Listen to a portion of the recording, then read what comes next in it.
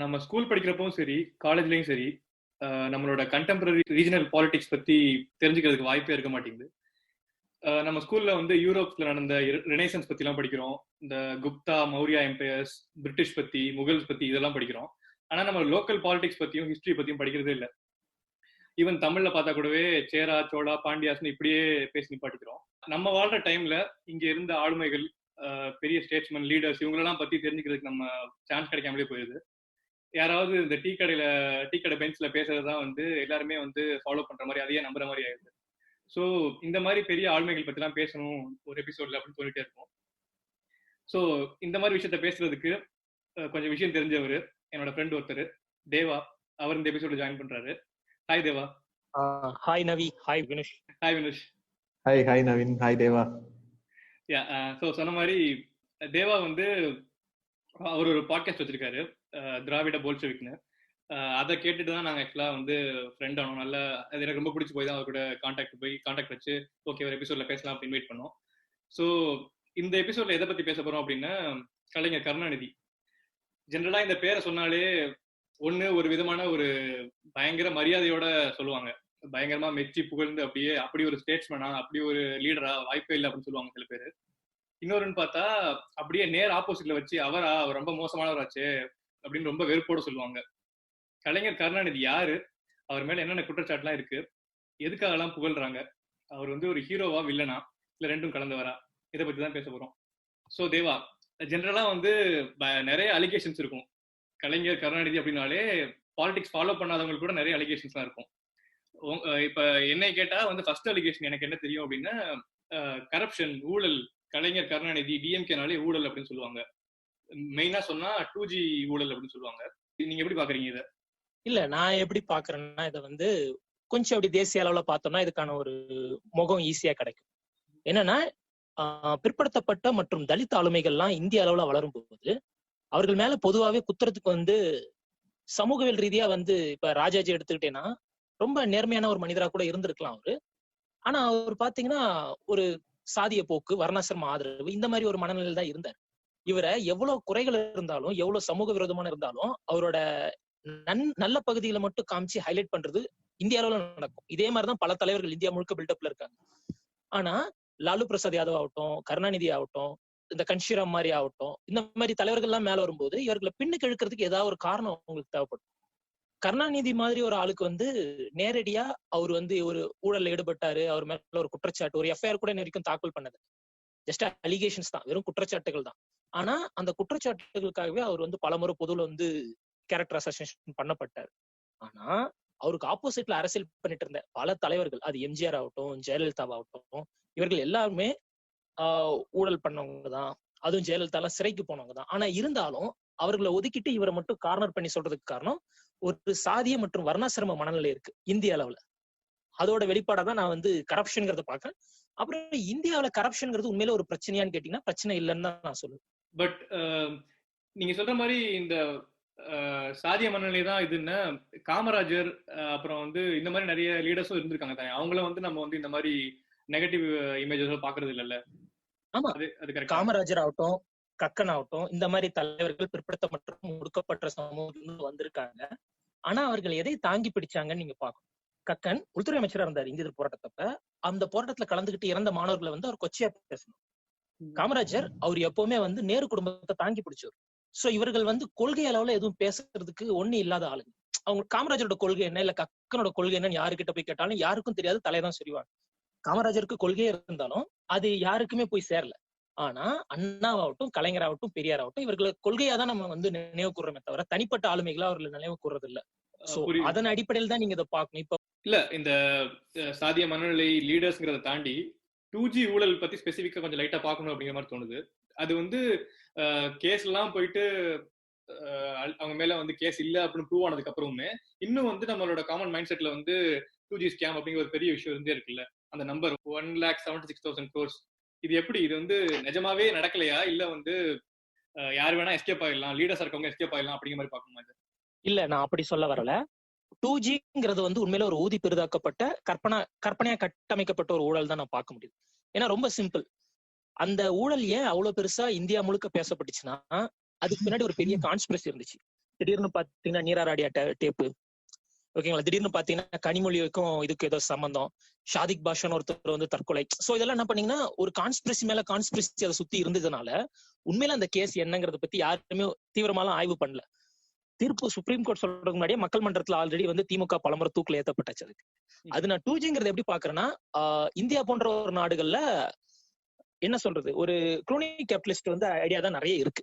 அப்படி இருக்கும்போது ஒரு மல்டி கார்பரேட் காம்படிஷனை உருவாக்க பார்த்த ஒரு ஃபெயிலியர்டு டைப் தான் நான் வந்து 2G நான் பாக்குறேன். அதுக்கு முன்னாடி வரைக்கும் கால் காஸ்ட் எவ்வளவு இருந்துச்சு, ஆர்எஸ் பதவியேற்ற உடனே கால் காஸ்ட் எவ்வளவு குறைஞ்சது, அந்த நேரத்துல மட்டும் இந்தியால பல புதிய புதிய கார்பரேட்ஸ் வந்து உருவாச்சு. எதுக்காக, இந்த யூனியனார் ஆகட்டும், எம்டிஎஸ் ஆகட்டும், இந்த மாதிரி பல பேர் வந்து குறைஞ்ச விலையில வந்து காசு கம்மியா கால்ஸ் வந்து உங்களுக்கு வந்து ஆஃபர் பண்ணாங்க. இதெல்லாம் அந்த 2Gயோட அந்த பாதிப்பா தான் நான் வந்து பார்க்க முடியுது. இட்ஸ் குட் சைட் எஃபெக்ட் நான் பார்க்க முடியுது. ஏலத்துல விட்டா 1,76,000 கோடி கிடைச்சிருக்குன்னு சொல்லிட்டு சிஏஜில கொடுத்த ரிப்போர்ட், அந்த வினோத் ராய், இது எல்லாமே இப்ப இந்த வினோத் ராய் பாத்தீங்கன்னா பாஜகவுக்கு சொம்பா இருக்காரு. அவர் இப்ப பதவியில இருக்காரு. அவர் அப்போதைக்கு யார் யாரெல்லாம் திமுக மேல முதுகு குத்துனாங்களோ அவங்க எல்லாருமே இப்ப நல்ல பதவியில உட்கார்ந்துட்டு இருக்காங்க. இதோட வெளிப்பாடு என்னன்னா, சிம்பிளா சொல்ல போனா, ஒரு பெரிய ஊழலை கட்டமைச்சு தேசம் முழுக்க அதை பேச வச்சு காங்கிரஸையும் திமுகவையும் அசாசினேட் பண்ணணும்னு முடிவு பண்ணாங்க. அதுல நல்ல ஒரு வாய்ப்பா வந்து ஆராசா சிக்கிட்டார். அதை கிளீன் பண்ணிட்டு வர்றதுக்கு ஒரு 7-8 வருஷம் ஆயிடுச்சு. பட் இன்னமும் அந்த சுமையை சுமந்துகிட்டு தான் இருக்க வேண்டியதா இருக்கு. அதுதான் இப்போ இந்த மாதிரி அலிகேஷன்ஸ் வச்சே வந்து ரொம்ப வருஷமா திமுக மேல வந்து இந்த ஊழல்வாதின்ற பட்டம் வந்து ஓடிட்டு இருக்கிற மாதிரிதான் இருக்கு. இப்ப பார்த்தோம்னா இந்த சர்க்காரியா கமிஷனா இருக்கட்டும், இப்ப நம்ம பேசுறதுனால சொல்றேன், இந்த 2G ஸ்கேம் வந்து இப்போ இந்த ஒரு 7-8 வருஷமா ரொம்ப ஹைலைட் ஆனது. இந்த ஸ்கேம் வர்றதுக்கு முன்னாடி பார்த்தோம் அப்படின்னா ஏடிஎம்கே ரொம்ப பொதுவா பயன்படுத்தின வேர்டு வந்து டிஎம்கே வந்து விஞ்ஞானபூர்வமான ஊழல்வாதிகள் அப்படின்ற மாதிரி ஒண்ணு வந்து பயன்படுத்திட்டு இருந்தாங்க.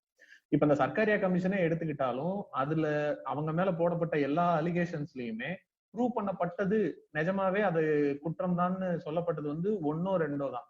மற்ற எல்லாத்துலயுமே அந்த கமிஷனே வந்து என்ன சொல்லியிருக்கு அப்படின்னா, ஆமா இந்த இடத்துல வந்து ஊழல் நடந்திருக்கு அப்படிங்கிறத நம்புறதுக்கான ஆழமான விஷயங்கள்லாம் இருக்கு, ஆனா அதை ப்ரூவ் பண்றதுக்கான எந்த ஒரு ஆதாரமும் இல்லை அப்படின்ற மாதிரி சர்க்காரியா கமிஷன்ல ரிப்போர்ட் கொடுத்த மாதிரி சொல்லியிருக்காங்க. எனக்கு இப்ப என்ன கேள்வி அப்படின்னா, ஒரு விசாரணை கமிஷன் அப்படிங்கிறது வந்து ஆதாரங்களை பேஸ் பண்ணி தானே அவங்களுடைய முடிவுகளை சொல்லணும். ஆனா முடிவுகளை சொல்லும் போது வந்து ஆமா ஊழல் நடந்திருக்குன்னு நம்புறோம், ஆனா அதுல எந்த ஆதாரமும் இல்லைன்னு சொல்றது வந்து அதுவும் நம்ம ஏற்கனவே சொன்ன மாதிரி ஒரு கட்டமைக்கப்பட்ட ஒரு விஷயமா தானே இருக்கு. அதாவதுங்க, இந்திய நீதிமன்றங்கள்ல நீங்க போய் ஒரு வழக்கை நிரூபிக்கணும்னா அதுக்கு தக்க ஆதாரம் எல்லாமே இருக்கணும். இல்ல சில நேரத்துல ஊழல் நடந்திருக்கும், சக்சஸ்ஃபுல்லா அவங்க வெளியில வந்துடலாம் அரசியல்வாதிங்க. அந்த மாதிரி பல அரசியல்வாதிங்க வெளியில வந்திருக்காங்க. ஜெயலலிதாவே பல வருஷம் அப்படி வெளியில இருந்திருக்கவங்க தான். ஆனா என்ன விஷயம்னா, சர்க்காரியா கமிஷன்ல எங்கேயுமே நீங்க சொன்ன மாதிரி ஊழல் நடந்திருக்கு, ஊழலுக்கான குற்றச்சாட்டு இருக்கு அப்படின்னு சொல்லிட்டு எதுவுமே இல்ல. ஆனா இந்த ஃபேவரட்டிசம்னு சொல்றாங்கல்ல, வந்து ஒரு கம்பெனில ஒரு ஆளுக்கு வந்து ஃபேவரட்டிசம் பண்றாங்க, இப்ப ரெண்டு கம்பெனி கோட் பண்றாங்க அப்படின்னா இந்த கம்பெனிக்கு இல்லாம அந்த கம்பெனிக்கு தரதெல்லாம் வந்து ஊழல்ல கணக்காகுமா? இந்த சர்க்காரியா கமிஷன் அவங்க போடப்பட்ட கமிஷனோட நோக்கம் வந்து ஒரு மாநில அரசுக்கு எதிராக ஒரு மத்திய அரசோட ஒரு பழிவாங்கும் போக்குதான். அதன் மட்டும் இல்லாம கொஞ்சம் காலம் கழிச்சு இந்திரா காந்தி திரும்ப ஆட்சிக்கு வந்தாங்க. வந்ததும் அதே கமிஷனை அவங்க ரிவோக்கும் பண்ணிட்டாங்க. அப்ப கருணாநிதி சொன்ன அதே ஒரு வசனம் தான் என்னன்னா, எங்கள் மீது திணிக்கப்பட்ட விஷத்தை வந்து அவங்களே உறிஞ்சிட்டு போயிட்டாங்க, ஆனா அந்த விஷத்தோட தாக்கம் இன்னும் எங்களை தொடருதுங்க. சர்க்காரியா கமிஷன் எதையும் நிரூபிக்கல, எதுவும் இருக்குன்னு சொல்லல. அந்த சர்க்காரியா கமிஷன்ல விஞ்ஞான ஊழல்ங்கிற வார்த்தை இல்லவே இல்லை. இது எல்லாமே எப்படிப்பட்டதுன்னா அம்புலிமாமா கதை மாதிரிதான். அந்த ராட்சசம் வரா 3 கண்ணம் வராங்கிற மாதிரி விஞ்ஞான ஊழல் இருக்குங்கிறது. ஊழல் எல்லாம் பண்ண கண்டுபிடிச்சிடலாங்க. இப்ப இருக்க நவீன இன்வெஸ்டிகேஷன்ல கண்டுபிடிக்க முடியாத ஒரு ஊழல்னே கிடையாது. ஆனா எப்படி வந்து மக்கள் கிட்ட அவ்வளவு ஸ்ட்ராங்கா போய் சேருது? இப்ப வந்து இந்த சர்க்காரியா ஊழல் வந்து சர்க்கரை ஊழல் பண்ணாங்க, கரையா வந்து சாக்க அரிச்சிருச்சு, சர்க்கரையை வந்து எறும்பு தின்றுச்சு அப்படின்னு சொல்றதெல்லாம் எல்லாரும் நம்புறாங்கல்ல. அது எப்படி வந்து கொண்டு போய் சேர்க்கிறாங்க, இது வந்து உண்மைதான் அப்படின்னு கேட்கறாங்க போய்? இல்ல, நான் வேல் படத்தை தியேட்டர்ல பார்க்கும்போது சொல்ல மாட்டாங்க, 10 நிமிஷத்துல எப்படி சென்னையில இருந்து திண்டுக்கல் வந்தேன்னு பாத்தியாடா, மவுண்ட் ரோட்ல இருந்து ஏர்போர்ட்டுக்கு 3 நிமிஷம். ஜனங்க நம்பினாங்க, கை தட்டினாங்க. செம மாஸ் டைலாக் அது. ஜனங்க வந்து இது மட்டும் இல்லைங்க, இன்னும் நீங்க எவ்வளவு காமெடியா ஒரு விஷயத்த சொன்னாலும் நம்புவாங்க. அது கைய முறுக்கி வந்து நான் பிரபாகரன் கூட போய் நான் ஆமக்கறி சாப்பிட்டேன்னு சொன்னாலும், இட்லிக்குள்ள கறி இருந்துச்சுன்னு சொன்னாலும் ஜனங்க கை தட்டுவாங்க, விசில் அடிப்பாங்க. இதெல்லாம் வந்து ஒரு ஆதாரம். உண்மையில அந்த அறிக்கையில என்ன சமர்ப்பிச்சாங்க, அந்த அறிக்கை மக்களுக்கு என்ன கொடுத்துச்சு? ஏன்னா ஒவ்வொரு அறிக்கையுமே விஞ்ஞானபூர்வமா நிரூபிக்கப்பட்டதா இருக்கும். அதான் குற்றச்சாட்டுகள் ரீச் ஆகுற அளவுக்கு அது குற்றச்சாட்டு இல்ல அப்படின்னு நிரூபணம் ஆனது வந்து ரீச் ஆக மாட்டேங்குது. இப்பயுமே இந்த 2G ஸ்கேம்ல வந்து இது நிரபராதின்னு ப்ரூவ் ஆனதே நிறைய பேருக்கு ப்ராப்பரா போய் ரீச் ஆகல. இன்னுமே அந்த அவங்க வந்து ஊழல்வாதி தான் அப்படின்னு தான் நிறைய பேர் நம்பிட்டு இருக்காங்க. இல்ல அது எதுக்காகனா, நம்பர் பெருசு இல்ல, மறையறதுக்கு சில வருஷங்கள் ஆகும். பெரிய நம்பர்ல. அதான் நீங்க சொல்ற மாதிரி இந்த ஜாதிய மன்னங்களையும் சேர்த்து வச்சுதான் பார்க்கணும்னு நினைக்கிறேன். ஜெயலலிதா வந்து இப்ப வந்து அக்யூஸ்ட்னு ப்ரூவ் ஆனதுக்கு அப்புறமும் கூட ஜெயலலிதா ஒரு கரப்ட் அப்படின்னு சொல்றதே கிடையாது யாருமே. ஒரு அலிகேஷனே இல்ல, அது ஒரு பேஸ்லெஸ் அலிகேஷன் வச்சிருக்க கருணாநிதி வந்து இன்னும் வந்து ஃபாதர் ஆஃப் கரப்ஷன் தைரியமா வீடியோ போற அளவுக்கு தான் வந்து நம்மளோட தெளிவு இருக்குது. இல்ல அது என்னன்னா, கருணாநிதியோட ஆட்சியில ஊழல் நடக்கலையா நடந்துச்சாங்கிறதெல்லாம் அதை ஆதாரப்பூர்வமா நிரூபிக்க வேண்டியது நம்மளோட கடமை இல்ல. ஆனா என்னன்னா, அவர் மேல வச்ச குற்றச்சாட்டுகள்ல எந்த நியாயமும் முகாந்திரமும் இல்லைன்னு வேணா நம்ம சொல்ல முடியும். மிச்சப்படி நீங்க ஊழல்ங்கிறத நீங்க எப்படி பாக்குறீங்க? நான் ஊழல்ங்கிறத நான் லாபியிங்கா பாக்குறேன். ரொம்ப சிம்பிள் தான். இப்ப நீங்க தமிழ்நாடு முழுக்க ஒரு எலெக்ஷன் நடத்தணும், ஒரு தொகுதிக்கு ஒரு 20 கோடி கூட செலவு பண்ண முடியலன்னா நீங்க அரசியல் பண்ண முடியாது. தமிழகத்துல 234 தொகுதிக்கு நீங்க 20 கோடி இறக்குனீங்கன்னா 5000 கோடி ஆகும். 5000 கோடி வச்சிருக்க கருணாநிதி நோட் அடிக்கிறாரா இல்ல ஸ்டாலின் இது கடத்தல் பண்றாரா? இவர்களுக்கு தேவையான பணத்தை இங்க இருக்க முதலாளிகள் தான் சப்ளை பண்ண முடியும், கார்பரேட்ஸ் தான் சப்ளை பண்ண முடியும். சோ அந்த கார்பரேட்ஸ்க்கு ஏத்த மாதிரி சில திட்டங்களை அவங்க போடத்தான் செய்யறாங்க, அவங்களுக்கு ஃபேவரிசமா இருக்கத்தான் செய்யுது. இதெல்லாம் ஜனநாயக பூர்வமா ஒத்துக்கொள்ளப்பட்ட ஒரு ஊழல் கட்டமைப்பு இல்ல. இந்த கட்டமைப்புல இருக்க குறைபாடுகள் எல்லாத்தையும் நான் கருணாநிதிங்கிற ஒரு ஆள் தலையில தான் கொட்டுவேன்.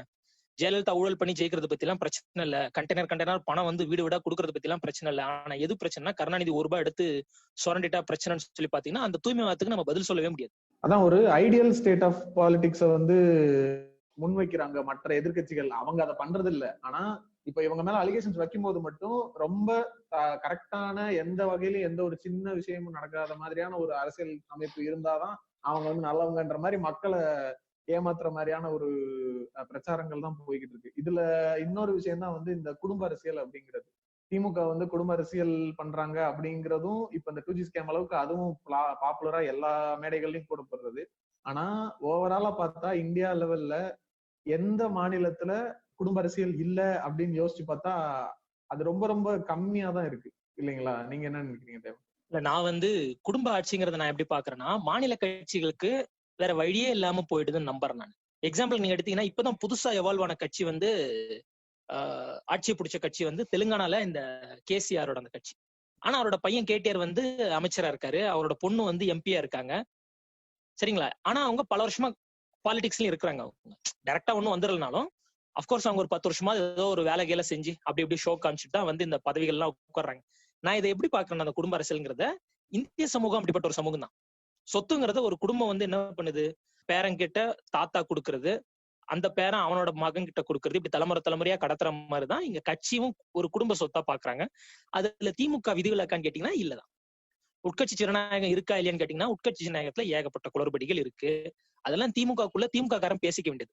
வெளியில இருக்க நீங்களும் நானும் எனக்கு இஷ்டம் இருந்தா திமுக ஓட்டு போட முடியும், இல்லைன்னா போட முடியாது. அவ்வளவுதான். உங்களுக்கு விருப்பம் இல்லைன்னா திமுக போட தேவையில்ல. ஆனா பிரச்சனை என்னன்னா, அதிமுக இருக்கிறதுக்கு பேர் என்ன, குடும்ப ஆட்சின்னு சொல்லாம எம்ஜிஆர் கவர் அப்படி ஜெயலலிதாங்கிற ஒரு ஆளுமா வந்தாங்க, அவங்க 2 பேருக்குள்ள என்ன உறவு? அப்புறம் வந்து சசிகலா எப்படி திடீர்னு முதலமைச்சர் வேட்பாளருக்கு வந்தாங்க, அவங்க கை காமிச்சு எப்படி எடப்பாடின்னு ஒருத்தர் திடீர்னு வந்தார். இந்த திடீர்னு வர உறவுகள் தான் பயமா இருக்கு. எனக்கு உதயநிதி நாளைக்கு திடீர்னு முதல்வரா வருவாருங்கிறதுல பத்தில கூட எனக்கு பிரச்சனை இல்லை. ஆனா எனக்கு திடீர்னு சசிகலா வருவாங்களா, திடீர்னு தினகரன் வருவாங்கிறது எனக்கு பயமா இருக்கு. பட் நிஜமாவே வந்து மக்கள் வந்து இந்த வாரிசு அரசியல் வந்து பிரச்சனையா பாக்குறாங்களா? எனக்கு என்னமோ எப்படி தோணும் அப்படின்னா, ஒரு எஸ்டாப்ளிஷ்டு ஃபேஸ் இருந்தாதான் வந்து மக்களுக்கு வந்து ஒரு நம்பிக்கை வரும் அப்படிங்கிறதே தோணுது. இப்ப வந்து கலைஞர்ங்கிற ஒரு ஆளுமை இருக்காரு, அவர் பையன் ஸ்டாலின்ங்கிறது அவர் ஆப்வியஸா கொஞ்சம் வேலை பண்ணிருக்காரு, இல்லைனாலுமே கலைஞர்ங்கிற ஒரு பேர் அவர் கூட இருக்கிறதுனால அது கொஞ்சம் ஈஸியா மக்கள் கனெக்ட் பண்ணிக்குவாங்கிற மாதிரி தோணுது. நீங்க எப்படி பாக்குறீங்க? இப்ப நான் வந்து என்னோட பாயிண்ட் ஆஃப் வியூல இருந்து பேசணும்னு வச்சுங்களேன். இப்போ ஒரு 2021 ஒரு எலெக்ஷன் வருது அப்படின்றப்ப நான் யாருக்கு ஓட்டு போடலாம் அப்படின்னு நான் ஒரு டிசிஷன் எடுக்கணும் அப்படிங்கிறப்ப நான் தேடுறேன், யார சொல்லலாம் தேடும் போது எனக்கு யாருமே எனக்கு சரின்னு தோண மாட்டேங்குது. அப்படி பார்க்கும்போது கொள்கை ரீதியா எனக்கு வந்து இருக்கிறதுல திமுகவோட கொள்கைகள் வந்து எனக்கு சரியா இருக்கு அப்படின்னு படுது நான் ஓட்டு போடலாம்னு நினைக்கிறேன். ஆனா அப்படி நான் ஓட்டு போடலாம்னு நினைக்கும் போது அதனுடைய ஃபேஸ் வந்து இப்போ ஆராசா மாதிரியோ இல்ல வேற ஒரு அதுல நல்ல ஊர்ன அந்த கொள்கையோடைய பிடிப்பு இருக்கக்கூடிய ஒரு ஆளா இல்லாம உதயநிதி ஸ்டாலின் மாதிரி ஒரு ஆள் வந்து அவரோட ஃபேஸா வரப்போறாங்க அப்படின்ற பயம் எனக்கு இருக்கிறதுனால நான் திமுகவுக்கு போட ஓட்ட வந்து எனக்கு அது தயக்கமா இருக்கு. அது அப்ப நான் அந்த எதிர்பார்ப்பு அந்த கட்சி மேல நான் வைக்கிறது நியாயம் தானே? நீங்க சொல்றது வந்து 100க்கு 100 சரி. ஒரு சராசரியா ஒரு இந்திய வாக்காளர்னா நீங்க சொல்றது சரிதான். அதுவும் தமிழக வாக்காளன் கொஞ்சம் புத்திசாலி தான், அவ்வளவு முட்டாள் இல்ல. நாளைக்கே உதயநிதி வந்துருவாரான்னு கேட்டீங்கன்னா வாய்ப்பு இல்லை. ஆனா கொஞ்சம் கொஞ்சமா அவரை முன்னிலைப்படுத்துவாங்க, கொஞ்சம் கொஞ்சமா அவர் தலைவராக்கிடுவாங்க. அதுல எல்லாருக்குமே உறுதியா தெரியும். நேற்று வரைக்கும் எனக்கு பதவியில ஆசை இல்லைன்னு சொல்லி இந்த உதயநிதி திடீர்னு வந்ததாகட்டும், இளைஞரணியில திடீர்னு தலைவரானாகட்டும், ஸ்டாலினை வந்து நீங்க அந்த வரிசையில பார்க்க முடியுமாங்கிறது எனக்கு குழப்பமா இருக்கு. ஸ்டாலின் வந்து பல தியாகம் எல்லாம் பண்ணிட்டு அடிவதெல்லாம் வாங்கிட்டு தான் வந்திருக்காரு கட்சிக்கு. ரெண்டாவது வந்து ஸ்டாலின் எந்த கட்சியில போய் சேரணும் நீங்களும் நானும் முடிவு பண்ண முடியாது. ஸ்டாலின் அதிமுக சேர்த்து விட்டோம்னா மக்கள் உண்மையில திமுக ஓட்டு போடுவாங்கன்னு நினைக்கிறீங்களா? அதுக்கப்புறம் ஏன் உன் புள்ளையே உனக்கு ஓட்டு போடல, நாங்க எதுக்கு ஓட்டு போடணும்னு? சரிதானே? நீங்க வாரிசா மட்டும் பாக்குறீங்க. என்ன சொல்ல வரேன்னா, தன் சொந்த குடும்பத்தை சேர்ந்த ஒருத்தவன் அங்க வராம வேற எங்க வருவான்? வாய்ப்பு அவனுக்கு எங்க இருக்கு? வேற எங்கேயும் இல்ல அவனுக்கு. ஆமா அது வந்து நான் ஒத்துக்கிறேன். இப்ப வந்து இந்த திராவிட கொள்கை அப்படிங்கறத வந்து ஸ்டாலின் எவ்வளவு தூரம் மக்கள்கிட்ட தெளிவா முன்னிலைப்படுத்துறாரு, அவருடைய ஸ்டாண்ட் அதுல இருக்கு, அதுல அவர் தெளிவா இருக்காரு அப்படின்ற நம்பிக்கைய ஒரு முதல்வரா நான் கலைஞரை ரீப்ளேஸ் முழுமையா பண்ண முடியாட்டியும் ஒரு 70-80% நான் ரீப்ளேஸ் பண்ண முடியும்ன்ற நம்பிக்கையை மக்களுக்கு அவர் கொடுக்குறாரான்றதான் என்னோட கேள்வி. இல்ல நான் எப்படி பாக்குறேன்னா, இந்த அடுத்தடுத்து வர தலைவர்களை பொறுத்த வரைக்கும் இப்ப அண்ணாக்கு அப்புறம் வந்து கலைஞர் வந்தது வந்து ஒரு முற்றிலும் ஒரு ஜனநாயக போக்கான ஒரு விஷயம் திமுக நடந்தது. அண்ணாக்கு அப்புறம் யார் வருவாரு அப்படின்னு எல்லாம் சொல்லி யோசிக்கும் போது உட்கட்சி ஜனநாயகத்தின் தீர்ப்பின்படி கலைஞர் வந்தாரு. அது ரொம்ப இதுவானதான். ஆனா கலைஞர்ங்கிற ஒரு சும்மா ஒரு 10 வருஷமோ 5 வருஷமோ அவர் இல்ல. அவருக்கு எடுத்துக்கிட்ட டைம்ங்கிறது ஆல்மோஸ்ட் ஒரு 50 ஆண்டு காலம் ஒரு திமுக தலைவரா இருக்காரு. அவர் பார்த்தது வந்து ஆல்மோஸ்ட் ஒரு 2-3 ஜெனரேஷன்ஸ் பார்த்துட்டாரு. சோ இந்த 2-3 ஜெனரேஷன்ல கட்சி 2 தடவை உடையுது. அதுவும் ஒரு தடவை மதிமுக மாதிரி ஒரு செங்குத்து பிளவு நடக்குது. இத்தனைக்கு அப்புறம் அவர் வந்து வேற யாரையும் நம்பி கடையை ஒப்படைக்கிற ஐடியா இல்லைன்னு நான் நம்புறேன். அதனாலதான் ஒரு சொந்த பிள்ளைகிட்டே கொடுத்துட்டு போற ஒரு சூழ்நிலைக்கு வந்துருச்சு. ரெண்டாவது, கலைஞருக்கு அப்புறம் ஸ்டாலின்ங்கிறது ஆல்மோஸ்ட் ஒரு 20 வருஷமா எல்லாருக்கும் தெரிஞ்ச விஷயம் தான். அதன் அடிப்படையில் தான் நான் பாக்குறேன். வாரிசு அரசியல்ங்கிறது ஒரு குற்றச்சாட்டை நீங்க வச்சீங்கன்னா நான் அதை ஏத்துக்கத்தான் செய்வேன். நான் அதை மறுக்க முடியாது. ஆனா எந்த வாரிசு அரசியலும் இல்லாம ஒரு சின்ன கரை கூட இல்லாம சிபிஎம்மும் சிபிஐயும் வந்து இந்த மாதிரி இருக்குன்னு நான் சொன்னேன்னா அவங்களுக்கு நீங்க ஓட்டு போட போறீங்களா? இல்ல. நமக்கு தேவை ஜனரஞ்சகமா நம்மளோட தேவைகளை பூர்த்தி செய்யக்கூடிய ஒரு கட்சியும் ஒரு கொள்கையும் தானே தவிர மிக பர்ஃபெக்டான ஆளு நீங்க நம்பி ஓட்டு போறவங்களா மிக சரியானவங்களா இருந்ததே கிடையாது வரலாற்றுல. என்னை பொறுத்த வரைக்கும் நான் அப்படிதான் நான் கருதுறேன். நீங்க என்ன சொல்ல வரீங்கன்னா, நீங்க வந்து எந்த குத்தம் குறையும் இல்லாத ஒரு கட்சி தான் நீங்க தேர்ந்தெடுக்கணும்னா அப்படி ஒரு கட்சி இந்தியால இல்ல, அப்படி ஒரு கட்சி இந்த உலகத்திலயும் இல்ல. அந்த எந்த குறையும் இல்லாமன்னு பண்ண முடியாது. அந்த கட்சியுடைய ஃபேஸா தலைவரா வரப்போறவரு அந்த கொள்கையை பிடிக்கணும்ன்றதுதான். பட் இல்ல, திமுகவுக்கு ஆராசா தலைவரா வந்தா நீங்க ஒத்துக்குவீங்களா? இல்ல கட்சியிலேயே ரொம்ப வருஷமா இருக்க இந்த ஐ பெரியசாமி, சுப்புலட்சுமி ஜெகதீசன் இந்த மாதிரி மூத்த ஆளுமைகள் யாராவது ஒருத்தவங்க தலைவரா வந்தா நீங்க ஏத்துவீங்களான்னு கேட்டா நிச்சயமா கட்சி அப்போ ஒற்றுமையா இருக்க முடியாது. கட்சிங்கிறது நம்ம பாக்குற கண்ணோட்டத்தை தாண்டி கொள்கையா அறிவா சிறப்பா பேசுறதையும் தாண்டி செயல்பாடுகள் நிறைய இருக்கிறதுல ஸ்டாலினுக்கு கலைஞர் மாதிரி ஒருத்தர் காட்ஃபாதரா இருந்ததால் தான் ஸ்டாலின் உருவாக முடிச்சது. ஆராசாக்கு கலைஞர் காட்ஃபாதர் இல்ல, அதனால அவரால் தலைவரா உருவாக முடியாம போயிடுச்சு. இதுதான் வித்தியாசம். நம்ம அப்படியே இன்னொரு முக்கியமான குற்றச்சாட்டை வந்து பார்க்கணும். ஈழம் கலைஞர் வந்து ஒரு தமிழின துரோகி அப்படின்னு நல்லா ஈஸியா போற போக்கில் சொல்லிடுவாங்க. ஈழத்துக்கு நிஜமாவே வந்து கலைஞர் வந்து தேவையான எஃபர்ட் எடுக்கலையா, இல்ல இந்த மாதிரி தமிழ் மக்களை ஏமாத்திருக்காரா? ஈழம்ங்கிறது வந்து முதல்ல அது இந்தியாவோட ஒரு ஒருங்கிணைந்த பகுதி கிடையாது. ஒரு பாண்டிச்சேரி மாதிரியோ இல்ல வந்து ஒரு மாஹே மாதிரியோ எல்லாம் அங்க ஒரு தமிழர்கள் இருக்காங்க அவங்களுக்கான திட்டம், இல்ல மும்பைல இருக்க தமிழர்கள் பாதிக்கப்படுறாங்க, இந்தியாவோட ஒருங்கிணைந்த பகுதி அது கிடையாது. அது இன்னொரு இறையாண்மை கொண்ட ஒரு நாடு. அங்க ஏற்கனவே இந்தியா வந்து நான் ராணுவ உதவி பண்றேன்னு சொல்லிட்டு ராணுவ உதவி பண்றேன்னு உள்ள போய் அங்க IPKF 1 பண்ண அட்டூழியங்களே ரொம்ப மோசமா இருந்துச்சு. அதை ரிவோக் பண்றதுக்கே கலைஞர் தான் திரும்ப மத்தியில ரெக்வஸ்ட் பண்ண வேண்டியதா இருந்துச்சு. அவரோட ஆட்சி பங்கேற்ற காலத்துல தான் VP சிங் தலைமையில் தான் அந்த இதையை திரும்பி கொண்டு வர வேண்டியதாச்சு. சோ இந்தியாங்கிறது இன்னொரு ஆதிக்கமா தான் இருந்திருக்கும், இன்னொரு ஏகாதிபத்தியமா தான் இருந்திருக்கும். ஒரு புரட்சியில ஒரு விடுதலைங்கிறது இன்னொரு நாடை சார்ந்து இருக்க வாய்ப்பு இல்ல. விடுதலை புலிகள் மற்றும் அந்த அமைப்பு தோத்ததுக்கு அவர்களோட செயல்பாடுகள் காரணம். அவர்களுக்கு இங்கிருந்து மிக தவறா வழிநடத்தின நிறைய தலைவர்கள் இன்னும் உயிரோட இருக்காங்க. இந்த நெடுமாறன், வைகோ, இன்னொரு 15 தலைவர்கள் இருப்பாங்க தமிழகத்துல அவர்களுக்கு நம்பிக்கையானவங்க. அவர்கள் எல்லாம் காரணமா இருக்க முடியுமே தவிர கருணாநிதி வந்து ஈழத்தை வந்து மீட்டு கொடுக்கவும் முடியாது, ஜெயிச்சு கொடுக்கவும் முடியாது, தோக்கடிக்கவும் முடியாது. இதுதான் வந்து என்னோட பார்வை. இதை பத்தி பல பேர் எழுதிட்டாங்க, பல பேர் பேசிட்டாங்க. ஆனா ஈழம்ங்கிறது ஆட்சியை உதறாம இருந்துட்டாரு அப்படின்னு வேணா நீங்க குறை சொல்லிக்கலாம். அந்த நேரத்துல ஆட்சியை பங்கு வேணுங்கிறதுக்காக டெல்லி வரைக்கும் போய் பேசிட்டு இருந்தாருன்னு சொல்லி வேணா நீங்க கிண்டல் பண்ணிக்கலாம். அதை தாண்டி கருணாநிதி போய் ஒத்த கையில நின்று ஆட்சியை கவுத்து நான் இது பண்ண முடியுங்கிறதெல்லாம் நம்பிக்கை. ஏன்னா பிஜேபியும் இலங்கை அரசுக்கு தான் ஆதரவா இருந்துச்சு தவிர ஈழத்தமிழர்களுக்கு ஒருபோதும் ஆதரவா இருந்தது இல்லை. நீங்க சொன்ன மாதிரி அப்ப மக்கள் வந்து ஒரு ஜனரஞ்சகமான ஆட்சியை தான் எதிர்பார்க்கறாங்க. அதாவது ஒரு ஸ்டண்ட் மாதிரி பண்ணி நான் வந்து அதை பண்ணேன் இதை பண்ணேன்னு காட்டியிருந்தா மட்டும்தான் மக்களுக்கு அந்த நம்பிக்கை வந்திருக்கும். அது பண்ணாததுனாலதான் கலைஞர் மேல இப்ப வரைக்கும் அந்த குற்றச்சாட்டு பெருசாவே வந்துகிட்டு இருக்கு அப்படின்னு சொல்றீங்க. இல்ல, நீங்க எதிர்கேள்வியை இன்னும் கூட ஸ்ட்ராங்கா கேட்கலாம், நல்லா மருத்துவம் பேசலாம். ஓகேங்களா? நான் ரெடியா தான் வந்திருக்கேன். ஓகேவா? என்னென்ன விஷயம் நீங்க வந்து அதுல ஈழத்தோட துரோகின்னு சொல்லி கருணாநிதியை சொல்றவங்க எல்லாம் யாருன்னா 80கள் வரைக்கும் கலைஞர் காமிச்ச வழியில தான் ஈழம் மலர முடியும்னு சொல்லிட்டு கைத்தட்டிட்டு இருந்தவங்க தான், டெசோ மாநாட்டுல பங்கேற்றவங்க தான். இப்படிப்பட்டவங்க தான் பின்னாடி 90களுக்கு பிறகு, அதுவும் இந்த 91 ராஜீவ்காந்தி சம்பவத்துக்கு பிறகு விடுதலை புலிகளுக்கான ஆதரவு மனநிலைங்கிறது இந்தியாவில இல்ல, மொத்தமா வந்து அது இல்லாமலே போயிடுச்சு. அது அரசியல் ரீதியான ஒரு பிழை. அதை பண்ணது விடுதலை புலிகள் தான். அதனால பாதிக்கப்பட்டது திமுக. 91 ஆட்சிய வர வேண்டிய ஒரு கட்சி ஒண்ணு இல்லாம போயிடுச்சு. மத்தியில விபி சிங் மாதிரி ஒரு தலைவர் திரும்ப வர்றதுக்கு வாய்ப்பே இல்லாம போயிடுச்சு. 1970s ஒரு டைம் ரிசைன் பண்ணார்ல கலைஞர், அதே வந்து ஏன் 2009 பண்ணலங்கிறது நிறைய பேர் கேள்வி வைப்பாங்க. ஈழத்துக்காக வந்து ஆட்சியை கலைச்சது, ரிசைன் பண்ணது எல்லாம் பண்ண கலைஞர் 2009 ஏன் பண்ணல அப்படிங்கிற கேள்வியை கலைஞர் மேல ரொம்ப ஸ்ட்ராங்கா வைக்கிறாங்க. ஏன்னா இதை மத்தவங்க கிட்ட எதிர்பார்க்க போறது கிடையாது, நீங்க கலைஞரா இருக்கிறதால நீங்க பண்ணணும் அப்படின்னு எதிர்பார்க்கறாங்க. அதை நீங்க எப்படி பாக்குறீங்க? இல்ல, நீங்க 1970s பார்த்தோம்ல, 1991 சரி, அந்த 89 to 89 ஆரம்பிச்ச கலைஞரோட ஆட்சி வந்து கலைக்கப்பட்டதுக்கும் காரணம் வந்து விடுதலை புலிகள் ஆதரவு மனநிலை தான். அதனாலதான் ஜனாதிபதி வந்து கலைச்சு விட்டாங்க. அதாவது இவர்கள் விடுதலை புலிகளுக்கு ஆதரவா இருக்காங்கிற காரணத்தால ஆட்சி கலைக்கப்பட்டுச்சு. சரி, அப்பதான் உதறிட்டாரு, ஈழம் மலர்ந்துருச்சுன்னு கேட்டா அப்ப மலரல. சரி, ஓகே, இப்ப இவங்க 2009 ஒரு ஆட்சியை உதறி இருந்தா என்ன ஆயிருந்திருக்கும் நான் நம்புறேன். ஒரு சின்ன உதாரணம், ஜெயலலிதா வந்திருப்பாங்க ஆட்சிக்கு, மொத்த காங்கிரஸ் எம்எல்ஏட சப்போர்ட் சேர்த்து இருந்தீங்கன்னா ஜெயலலிதா ஆப்வியஸா உட்கார்ந்து இருக்கலாம். உட்கார்ந்துட்டதுக்கு அப்புறம் என்ன ஆயிருந்திருக்கும், தமிழகத்துல ஈழம் ஆதரவுன்னு பேசுற எல்லாரோட குரல் வழியும் நெருக்கப்பட்டிருக்கும்.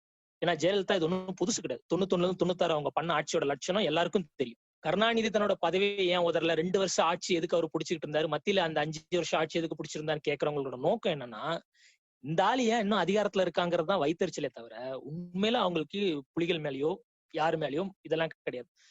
ஒரு சின்ன உதாரணம் சொல்லணும்னா, ஆணைமுற்ற இரவுன்னு சொல்லிட்டு ஒரு சம்பவம் நடந்துச்சு 2099 2000 அந்த டைம்ல நினைக்கிறேன். அப்ப அந்த ஸ்ரீசேனா தான் ஆட்சியில இருந்தாங்க. அந்த அம்மா என்ன பிரச்சனைனா, ஆல்மோஸ்ட் வந்து சிங்கள ராணுவத்தை மண்டியிட வச்சிட்டதுக்கு அப்புறம் முதுகுல குத்தியது தமிழகத்துல இருக்க வைகோ, பழநெடுமாறன் போன்றவர்கள் தான் போய் லாபிங் பண்ணாங்க அப்ப வாஜ்பாய் அரசுக்கு சாதகமா. விடிஞ்சா ஈழம் மலருங்கிற நிலைமையில காலை வாரி விட்ட மனிதர்கள்லாம் இன்னமும் ஈழத்துக்காக நான் போராடுனேன்னு சொல்லிட்டு வாயை விட்டுட்டு சுத்திட்டு இருக்காங்க. பழநெடுமாறன்லாம் முக்கியமான ஆள் அதுல. ஆனா எந்த இன்டர்ஃபரன்ஸும் இல்லாம, நீங்க சகோதர யுத்தம் இல்லாம நீங்க வந்து டைரக்டா எதிரியை மட்டும் தாக்குங்கன்னு சொல்லி அட்வைஸ் பண்ண ஒரு ஆளதான் கொண்டு வந்து ஈழ துரோகின்னு சொல்லி சொல்றாங்க. திடீர்னு பாத்தீங்கன்னா ஜெயலலிதா ஈழத்தாய் ஆயிட்டாங்க. இவங்களுக்கு வாஜ்பாய் இருந்திருந்தா ஈழத்தை புடிச்சு கொடுத்துருப்பாரு. வாஜ்பாய் காலத்துல தான் அந்த நான் IPKF மாதிரி இன்னொரு தடவை படை அனுப்புன்னு சொல்லி மிரட்டினதும் வாஜ்பாய் தான். இந்த மாதிரிலாம் பல சம்பவங்கள் நம்ம வந்து வரலாற்றுல சொல்லலாம். அது ஒரு பெரிய வரலாற்று தொடர்ச்சியோட துயரமான ஒரு முடிவு. அதை கொண்டு போய் ஒரே ஒரு ஆளோட, ஒரே ஒரு மாநில அரசோட அதிகாரத்துல போய் முடிச்சு போடுறதுங்கிறது இவர்கள் ஈழ விடுதலையை கொச்சைப்படுத்துறாங்க. நான் உறுதியா நம்புறேன். பிரபாகரனை சிறுமைப்படுத்துறாங்க இப்படி சொல்ற எல்லாருமே, சீமான்ல இருந்து எல்லாருமே. நீங்க சொல்றது வாஸ்தவம். ஆனா இந்த இன்னொரு தீவிர குற்றச்சாட்டு என்ன அப்படின்னா, கலைஞர் வந்து உண்ணாவிரதம் இருந்தாரு, வெறும் காலையில மட்டும் உண்ணாவிரதம் இருந்தாரு, பிரேக்ஃபாஸ்ட்டுக்கும் லஞ்சுக்கு நடுவில் ஒரு உண்ணாவிரதம் இருந்தாரு அப்படின்னு சொல்லுவாங்கல்ல.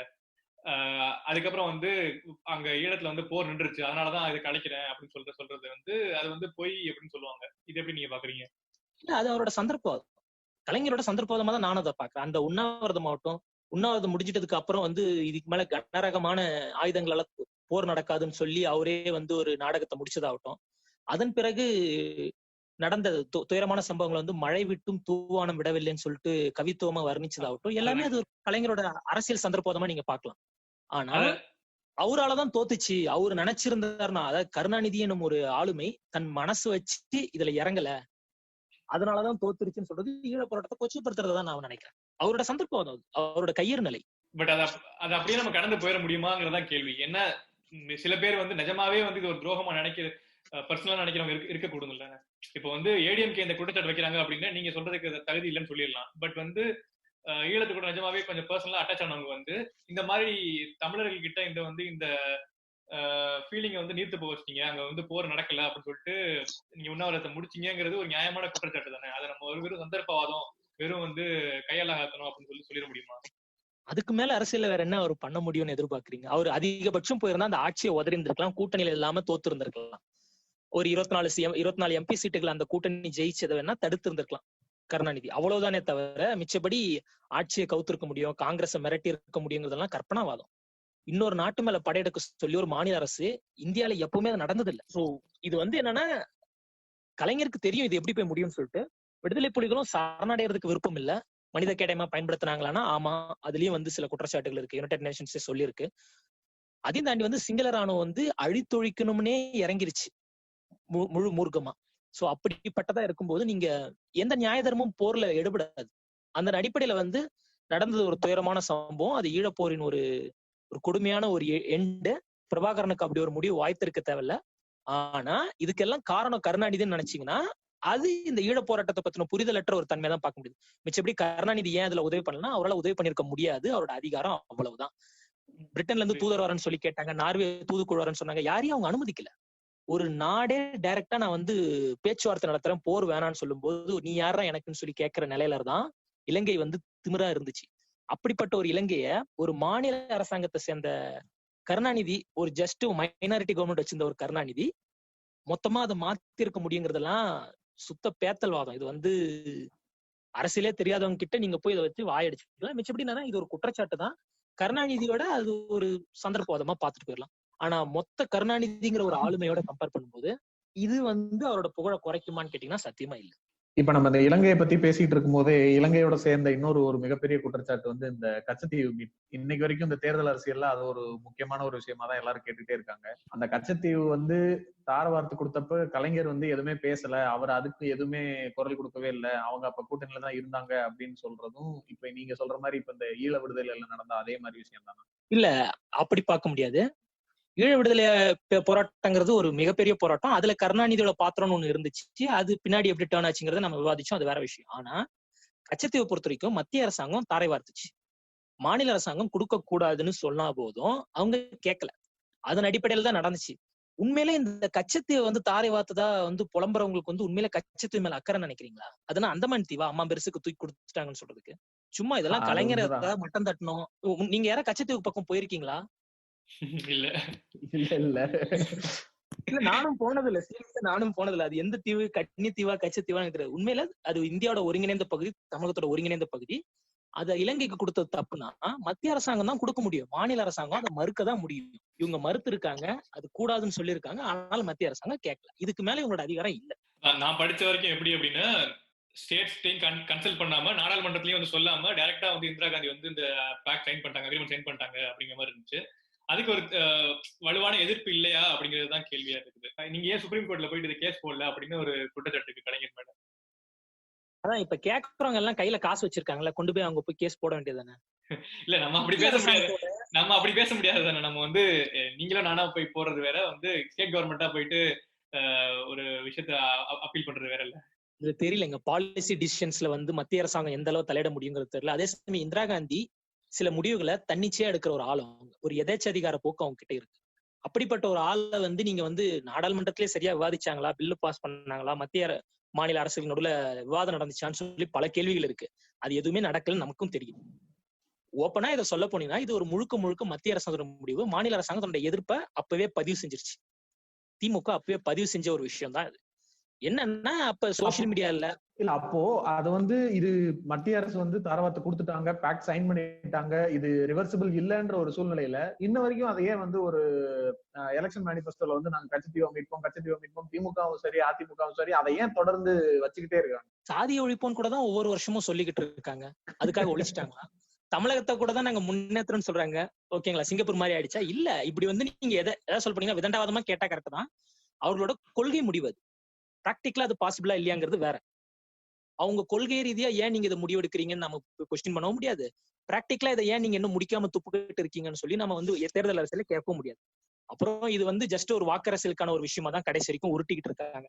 கச்சத்தீவு மீட்போம், ஈழத்தை அமைப்போம், இன்னொரு 4-5 இது இருக்கு.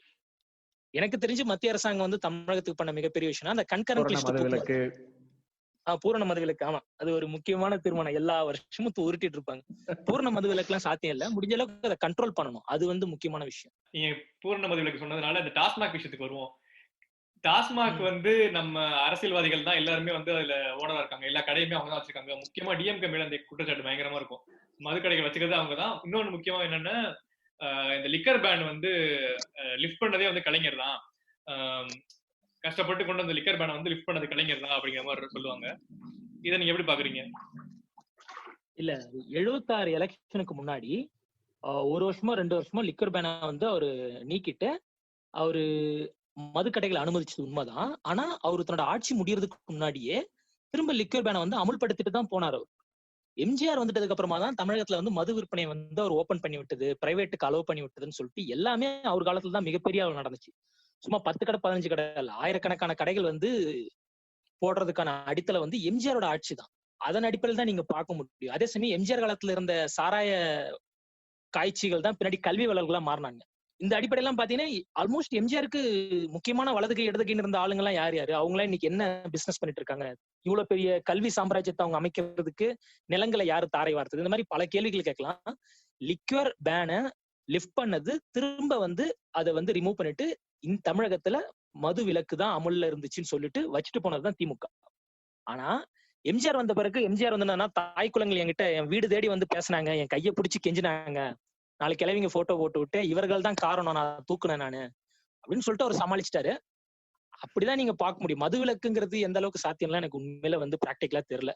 ஏன்னா நான் பார்த்த வரைக்கும் அவனும் குடிக்காமலும் இல்ல. இது இன்னொரு குற்றச்சாட்டு அப்படிதான் பார்க்க முடியும்.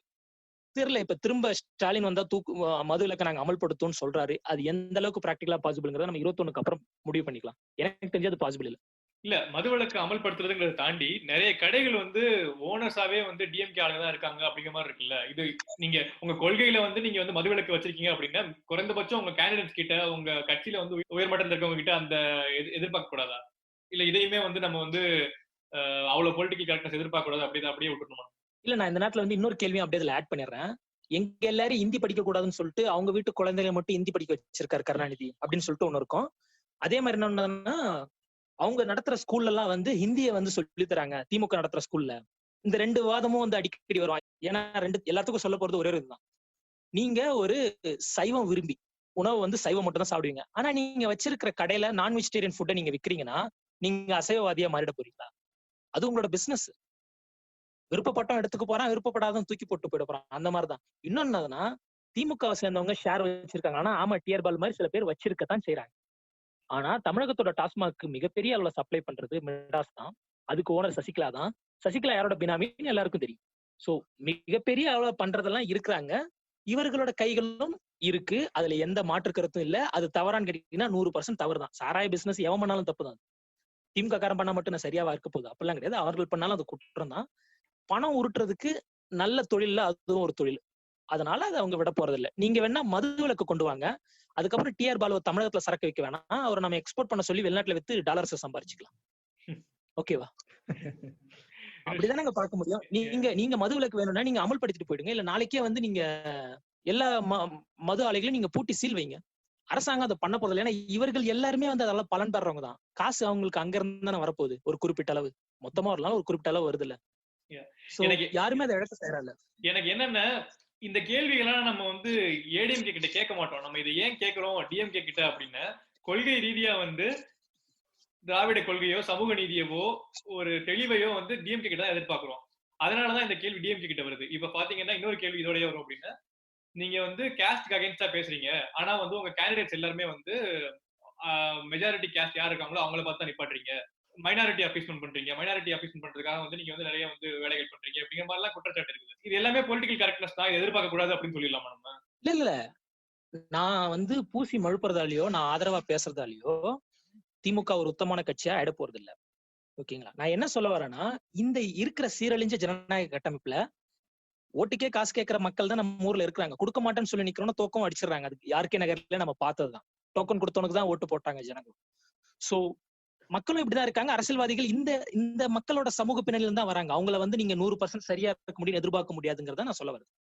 Very simple. நீங்க சொன்னீங்க பாத்தீங்களா ஒவ்வொரு பகுதியிலயும் அந்தந்த சாதி பெரும்பான்மையாலதான் நிப்பாட்டுறாங்கன்னு சொல்லிட்டு ஒத்துக்கிறேன். அது உண்மைதான். அதே சமயம் அந்தந்த பகுதியில எந்த சாதிக்காரன் பெரும்பான்மை இருக்கணும் அந்த சாதியில தான் திமுகலயும் வந்து பார்ட்டிசிபேட் பண்றான். அவனுக்கு சீட்டு கொடுக்கறது வந்து ஒரு யதார்த்தமான ஒரு விஷயமா தான் பார்க்க முடியும். இப்ப நீங்க என்ன பண்ண நினைக்கிறீங்க? ஒரு நாடாரை கொண்டு வந்து திருவண்ணாமலை எம்பி சீட்ல நிக்க வைக்கணும்னு நினைக்கிறீங்களா? அது வாய்ப்பு இல்லைல்ல. ஒரு யதார்த்தமா நீங்களே கருதுங்களேன். அதை ஒரு தெற்க இருக்க ஒரு நாடா ரொம்ப நல்ல மனிதர் அவர் திடீர்னு பேர்த்து எடுத்துட்டு வந்து திருவண்ணாமலை எங்க எம்பி சீட் அதுல நிக்க வச்சா ஜெயிக்க முடியும் நீங்க நம்புறீங்களா? இல்ல ஜெயிக்க வைக்க முடியாது. நம்ம சமூகம் அப்படி இருக்குதுங்கிறத மாத்துறதுக்காக வந்ததுதான் திராவிட கட்சிகள் அப்படிங்கறதுதான் பேச்சு. அப்படி இருக்கப்ப இந்த ஸ்ட்ரக்சர்லயே எத்தனை நாளைக்கு வந்து கண்டினியூ பண்ணிட்டே இருப்பாங்கிறதான டிஎம்கே மேல ஒரு கேள்வியா இருக்குது. நான் தான் சொல்றேன் இந்த கேள்வியை நான் ஏடிஎம்கே கிட்ட கேட்க மாட்டேங்கிறதா. இது திராவிட கொள்கைய உரிமை கொண்டாடுறது டிஎம்கே தான், நம்ம எதிர்பார்க்கறது அவங்க கிட்ட தான். அவங்களுமே இதை பண்ணலாமா, நம்ம அதை சாதாரணமா கடந்து போலாமாங்கிறதா என்னோட கேள்வியா இருக்குது. அதாவது ஆட்சியிலையும் அதிகாரத்திலயும் உட்கார்ந்துகிட்டு எந்த நல்லதும் பண்ணாம இருக்கும்போது நம்ம திமுக நோக்கி இந்த கேள்விகளை கேட்கலாம். 10 வருஷமா மாநிலத்துல கூப்புல உட்காந்துட்டு இருக்கு, 6 வருஷமா மத்தியில கூப்புல உட்காந்துட்டு இருக்க ஒரு கட்சி அது. எந்த அதிகாரமும் இல்லாத ஒரு கட்சி. இவ்வளவு பொலிட்டிக்கல் கரெக்ட்னஸ் நம்ம இந்த சிச்சுவேஷன்ல எதிர்பார்க்கலாமான்னு கேட்டீங்கன்னா கூடாது. ஆனா இதெல்லாம் வந்து லாங் டேர்ம்ல அவங்க வந்து சரி பண்ணிக்கணுமான்னு கேட்டீங்கன்னா 100% இதெல்லாம் ஒர்க் அவுட் பண்ணும். திமுக மீதான குறைகள் சுமத்தப்பட்டுக்கிட்டே தான் இருக்கும், அவர்கள் மீது எதிர்பார்ப்புகள் அதிகமாக தான் இருக்கும். அது அவங்க எல்லாத்தையும் பூர்த்தி பண்ணணும் தான். இந்த சாதி ரீதியான இதுங்கிறது நான் எப்படி பாக்குறேன்னா, அந்தந்த பகுதியில அந்தந்த சமூகத்துல யார் பெரும்பான்மையா இருக்காங்களோ அவங்களுக்கு தான் சீட்டு கொடுக்க முடியும், அவங்க தான் ஜெயிக்க முடியும். இது வந்து சமூக யதார்த்தம். உதாரணமா நானே ஒரு 4-5 இடங்கள் நான் சொல்ல முடியும். இப்ப பொது தொகுதியில வந்து தாழ்த்தப்பட்டவரை நிக்க வச்சிருக்காங்களா திமுக நிக்க வச்சிருக்காங்க, ஜெயிச்சிருக்காங்க, அவங்கள வந்து பொறுப்புலயும் உட்கார வச்சிருக்காங்க. இப்ப இஸ்லாமியர்களுக்கு பெரும்பான்மை கொடுக்கலங்கன்னா 2018-2011 2 அமைச்சர்களும் என்னமோ கொடுத்தாங்க. தவிர வந்து தன்னோட கட்சியோட பொதுச் செயலரா சாதிக் பாஷா மாதிரி ஒரு ஆளுமையை வந்து வச்சிருந்தாங்க திமுகல. சோ மாதிரி எல்லா சமூக பின்னணியில இருக்கவங்களுக்கும் ஓரளவுக்கு ஜனநாயக பூர்வமா எந்த அளவுக்கு வாய்ப்பு கொடுக்க முடியுமோ அந்த அளவுக்கு கொடுத்துக்கிட்டு தான் இருக்காங்க. ஆனா இவங்களுக்கு எதிரில யார் இருக்காங்கிறத நீங்க பாக்கணும்ல. ஒரு தெற்க ஒரு மிகப்பெரிய சமூகத்தை தேவர் பூச மாதிரி நடத்தி அதை வந்து ஒரு போலரைஸ் பண்ணி எதிர்த்தரப்புல இருக்கவங்க மேல வன்முறையை தூண்டி விடுற ஒரு சமூக கூட்டத்தை வச்சுக்கிட்டு இந்த பக்கம் திமுக வந்து தூய்மையான அரசியல் பண்ண முடியுமா அப்படிங்கிறது வந்து கற்பனையிலே நடக்காத ஒரு வாதம்.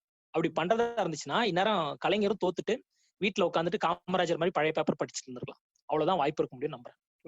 இன்னொரு பெரும்பான்மையான ஒரு குற்றச்சாட்டு இருக்கு. அதாவது திமுக ரவுடி கட்சி, திமுகல வந்து ஆட்சியில இருந்தாங்க அப்படின்னா சட்ட ஒழுங்கு ஒழுங்காவே இருக்காது, அவன் இஷ்டத்துக்கு எல்லாம் பண்ணுவான், போலீஸ் வந்து கண்ட்ரோல்ல இருக்காது. ஜெயலலிதா அம்மா வந்தாங்கன்னா போலீஸ் அப்படியே அட்டென்ஷன்ல நிப்பாங்க அப்படின்னு எல்லாம் சொல்லுவாங்க. இப்ப இந்த திமுக ரவுடி கட்சின்ற விஷயம் வந்து எவ்வளவு உண்மை? அது திமுக மட்டும்தான் அப்படியா?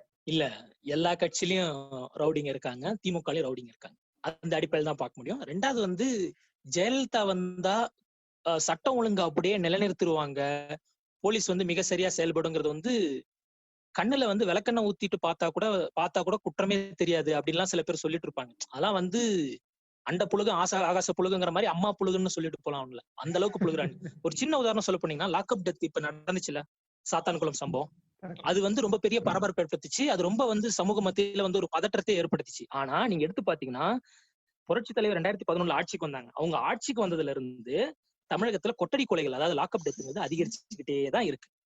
சட்டம் ஒழுங்குங்கிறது ரொம்ப மோசமாகத்தான் இருக்கு. நீங்க எதன் அடிப்படையில சட்டம் ஒழுங்கு தீர்மானிக்கிறீங்க?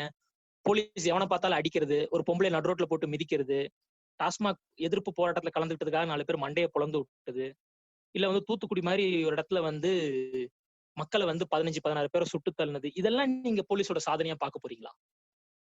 இந்த அதிகாரம் தான் போலீஸ். அந்த அதிகாரம் வந்து தேவையில்லை. ஏன் நீங்க அம்மையார் இருக்கும்போதே எக்கச்சக்கமா நினைச்சு வாச்சாத்தி மாதிரி ஒரு இந்தியாவே திரும்பி பார்த்த ஒரு கொடூரமான சம்பவத்தை நிகழ்த்திட்டு அப்படி ஒரு சம்பவம் நடக்கல அப்படின்னு சொல்லிட்டு செங்கோட்டையன் வந்து சட்டப்பேரவையில சொன்னாரு. நாம ஈஸியா மறந்துடுறோங்கிறதுதான் பிரச்சனை. 91-96 மட்டும்தான் அம்மா அப்படி மோசமா இருந்தாங்க, அதுக்கப்புறம் திருந்திட்டாங்க அப்படின்னு சொல்லி இன்னொரு குரூப் சொல்லும். அதெல்லாம் கிடையாது. அது எப்பவுமே அப்படிதான் இருக்கு. ஒண்ணுமே இல்ல, அரசு ஊழியர்கள் போராட்டம், ராத்திரி வீட்டுல வந்து சாப்பிட்டு இருந்த ஒருத்தனும் அப்படியே கைது பண்ணி தூக்கிட்டு போனாங்களே, 10,000 பேரை வந்து மன்னிப்பு கடிதம் எழுதி வைக்க சொன்னாங்களே, நான் ஒரே நாள்ல வேலையை விட்டு தூக்குன்னு சொன்னாங்க. இதெல்லாம் ஆளுமைன்னு சொல்ல போறீங்களா? இதான் காட்டாட்சிங்கிறது. ஜனநாயகத்தை கொஞ்சம் கூட மதிக்காத கால்ல போட்டு ஒரு மிதிச்ச ஆட்சி தான் ஜெயலலிதாவோட ஆட்சி. இந்த ரவுடி கட்சி அவன் வந்தா அழகிரி மாதிரி ஒரு ஆளை திமுக வச்சிருந்த பாவத்துக்கு தான் 10 வருஷம் கூப்புல இருந்திருக்கு நான் நம்புறேன். அழகிரி மாதிரி சில பேரு கட்சியில இருந்தாங்க, இப்ப இருக்கிறாங்களான்னு கேட்டீங்கன்னா இப்ப இல்ல. ஒரு ஆட்சிக்கு வந்ததுக்கு அப்புறம் அவங்க திரும்ப வந்து ஒட்டலாமா? சில ரவுடிங்கன்னு கேட்டீங்கன்னா வாய்ப்பு இருக்கு, பணம் இருக்கா, வரதான் செய்யப்படும். ஆனா எங்க வந்து இதை நான் வேறுபடுறேன்னா, தப்பு பண்ணவனை தட்டி கொடுத்து மேல அனுப்பாது, தட்டி கீழே தள்ளி விட்டுரும். அந்த அடிப்படையில் தான் நான் வந்து ஓரளவு திமுக வந்து மதிக்கலான்னு பாக்குறேன். இப்போ ஒரு சின்ன உதாரணம் தான். நீங்க வந்து மிகப்பெரிய அளவுல சம்பவங்களை பண்ணிட்டு வந்து ஜாலியா சுத்துறதெல்லாம் அதிமுக ரொம்ப சகஜமா இருக்கும். அதை பத்தி யாரும் பேசவே போறது இல்ல. இல்ல இந்த ரவுடி கட்சி, இந்த ரவுடிங்க இருக்காங்கன்னு கேட்டீங்கன்னா, ரவுடிங்கிற முத்திரை யாரு குத்துறது? யாரெல்லாம் ரவுடி? எப்படி ஒயிட் கலர் போட்டு ஒருத்தன் நிக்கிறதால அவன் ரவுடியா இருக்க மாட்டானா? அதிகாரத்தை துஷ்பிரயோகம் பண்ற ஒவ்வொருத்தனும் ரவுடி மாதிரிதான் சமூகத்தை பொறுத்த வரைக்கும். அப்படி பாத்தீங்கன்னா அதிமுக எல்லாருமே ரவுடி தான், திமுக பாதி பேர் ரவுடின்னு ஒத்துக்கலாம். மொத்தமா சட்டம் ஒழுங்கு கெட்டு போயிடுச்சு.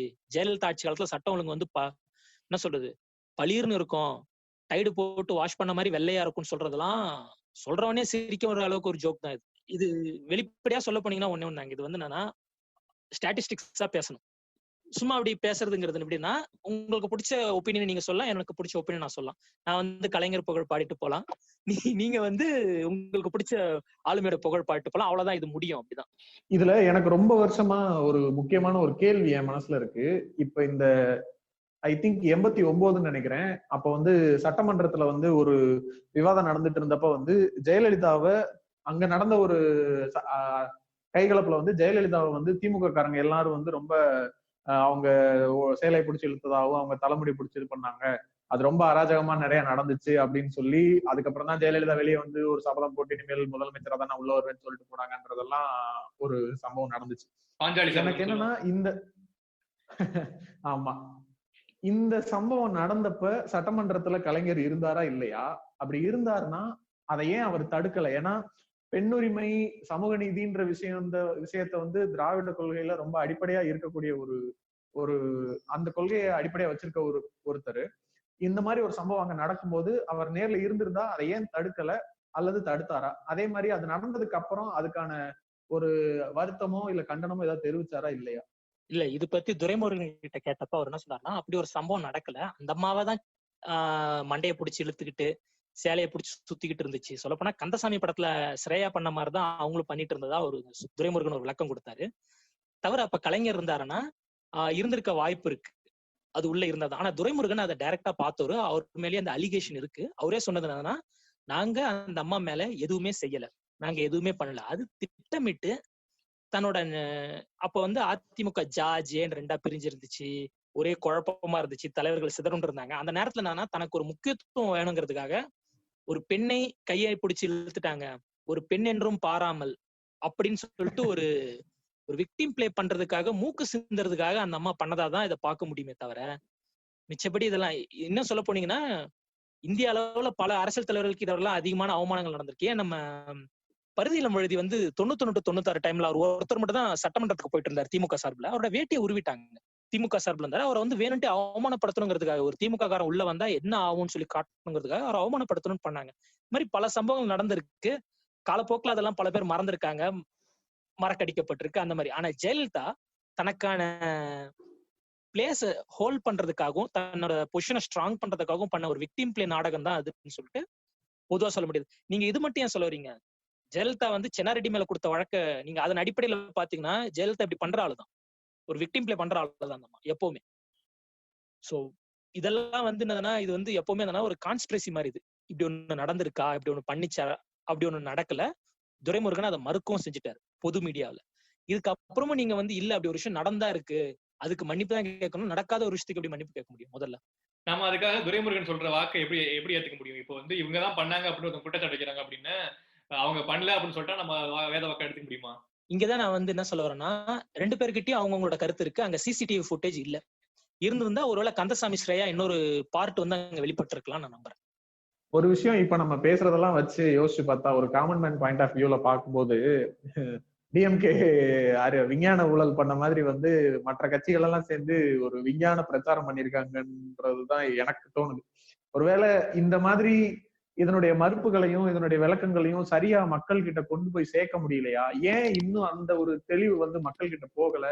ஒரு A1 அக்யூஸ்டா இருக்கிறவங்க மேல ஊழல்வாதின்னு சொல்றதை விட எல்லா ஊழலும் நிரபராதின்னு ப்ரூவ் பண்ணப்பட்ட ஒருத்தர் வந்து இன்னும் நம்ம ஊழல்வாதின்னு சொல்லிட்டு இருக்கோம்னா, இதுல இந்த விஷயம் போய் ரீச் ஆகுறதுல எங்க பிரச்சனை இருக்கு? இல்ல, என்கிட்ட கேட்டீங்கன்னா, இந்திய அளவுல எந்த ஒரு அரசியல்வாதியும் சந்திக்காத அளவுக்கு அவப்பெயர்களை சந்திச்சது கருணாநிதி தான். அவருக்கு மட்டும் ஏன் இப்படி நடந்துச்சுன்னு சொல்லிட்டு அவர் இறந்த போது சமஸ் வந்து ஒரு ஆர்டிக்கல் எழுதினார். அதுல என்னன்னா, எல்லா இந்திய அரசியல்வாதிகள் போலதான் கருணாநிதியும். ஆனா என்ன வித்தியாசம்னா, அவர் மீது குற்றச்சாட்டுகள் மட்டும் தான் இருந்துச்சு, எதுவும் நிரூபிக்கப்பட்டது. அவரை மட்டும் துரத்தி அவர் ரொம்ப பழிவாங்கப்பட்டார் அவரோட வாழ்க்கையில. அவரை சாதியமாவும் துரத்துனாங்க, இன ரீதியாவும் இப்ப வரைக்கும் பேசிக்கிட்டு இருக்கவங்க இருக்கிறாங்க. அவர் வந்து தன்னை வந்து எப்பவுமே ஒரு முன்னேறிய ஒரு சமூகத்தோட அவர் நினைச்சிருந்தாருன்னா அவர் எப்பயோ கூட்டணி போட்டு அவரு நின்று இருந்திருக்கலாம். சாதி வெறியை தூண்டி ஒரு தலைவரா இருந்திருக்கலாம். சமத்துவபுரங்கள்லாம் கட்டி இருந்திருக்க தேவையில்ல. அவர் வந்து ஒரு விஷனரியா வாழ்ந்திருக்க தேவையில்ல. அவருக்கு மக்களை ஏமாத்துற அளவுக்கு எல்லாம் அறிவு இருந்துச்சு. ஆனாலும் he chose this one. வரலாற்றுல வந்து ஓரளவாவது நம்ம சரியா இருக்கலாம் அப்படிங்கிற ஒரு அடிப்படையில் தான் அவர் பண்ணாரு.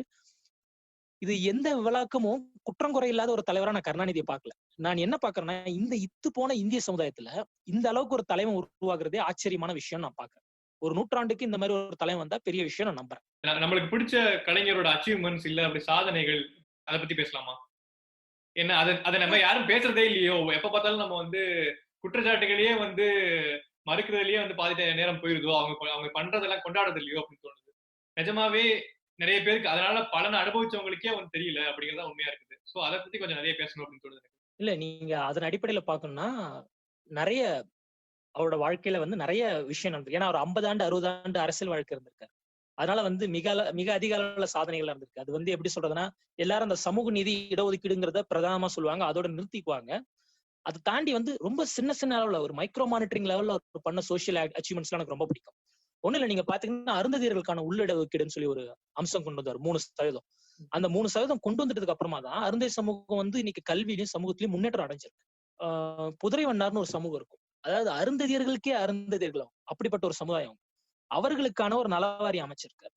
திருநங்கைகளுக்கு அந்த பெயர் கொடுத்ததுல இருந்து, அந்த நலவாரி அமைச்சதுல இருந்து அவர்களுக்கான எத்தனையோ வசதிகள் மற்றும் சமூக நலத்திட்டங்களை அவர் கொண்டு வந்திருக்காரு. பெண்கள் எடுத்துக்கலாம்.